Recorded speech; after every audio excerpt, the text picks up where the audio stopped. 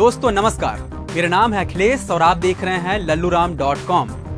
बेटियों को बड़े लाड़ प्यार से पाला जाता है। माँ बाप की चाहत होती है कि बेटी की शादी अच्छे घर में हो। शादी के लिए बेटियों को बेचना समाज का बेहद घिनौना काम माना जाता है। लेकिन दुनिया में एक ऐसा देश भी है जहाँ बेटियों को बाजार में बेचा जाता है। जी हाँ, चौंकिए मत, ये कहानी नहीं बल्कि रियल स्टोरी है। माँ बाप अपनी बेटी को बेचने के लिए खुद बाजार लेकर पहुंचते हैं, फिर बोली लगाने वाले लड़के के साथ अपनी बेटी का रिश्ता तय कर देते हैं। तो चलिए आज जानते हैं उसी देश के दुल्हन मंडी के बारे में। दुल्हन मंडी वाली उस देश का नाम बुल्गारिया है, जहां इस्तारा जागोर नाम की जगह में साल में 4 बार दुल्हन बाजार सजती है। यहां आने वाले दूल्हे अपनी पसंद की दुल्हन खरीदकर उसे अपनी पत्नी बना लेते हैं। ये अनोखी परंपरा बुल्गारिया के रोमा समुदाय में सालों से चली आ रही है। यहाँ लड़कियों को 14 साल के बाद स्कूल में पढ़ने भी नहीं दिया जाता है। उन्हें कॉलेज भी नहीं भेजा जाता है, क्योंकि दुल्हनों की मंडी में सिर्फ 2 ही योग्यताएं चाहिए।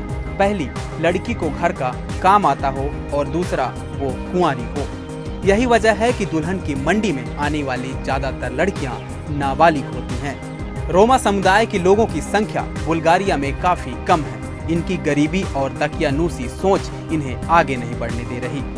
इस समुदाय की लड़कियों को इस परंपरा पर कोई खास आपत्ति नहीं होती, क्योंकि वो शुरू से ही इसके लिए मानसिक तौर पर तैयार होती हैं। बचकोनो मिनिस्ट्री के नजदीक लगने वाली इस बाजार में नाबालिग लड़कियों का सौदा $300 से $400 में होता है। ना तो इन लड़कियों को कभी कॉलेज की शक्ल देखने को मिलता, ना ही वो घर परिवार के अलावा कुछ और सोच पाती हैं।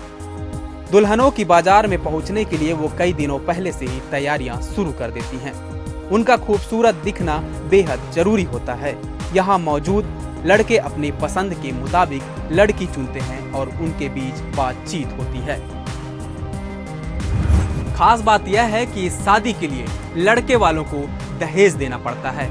यहाँ कोई बाहरी व्यक्ति दुल्हन खरीदने नहीं आ सकता। आखिर इस परंपरा की शुरुआत कैसे हुई, चलिए आपको ये भी बताते हैं।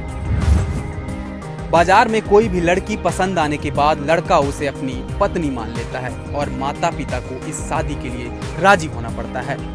लड़के और लड़की के बीच घर परिवार और दहेज की आमदनी पर भी बातचीत होती है। फिर परिवार वालों की शादी की रकम तय करते ही रिश्ता फिक्स हो जाता है। लड़कियां इस बाजार में अकेले कभी नहीं आती हैं। हमेशा उनके साथ उनके परिवार का कोई सदस्य जरूर होता है। दुल्हनों का बाजार कला इदझी समुदाय की ओर से लगाया जाता है और यहाँ कोई भी बाहरी शख्स दुल्हन खरीदने नहीं आ सकता।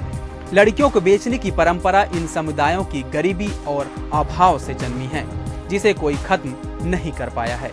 हालांकि अब इस समुदाय की महिलाएं अगली पीढ़ी के लिए खुलापन चाहती हैं, लेकिन बिना शिक्षा के ये मुमकिन नहीं हो सकता।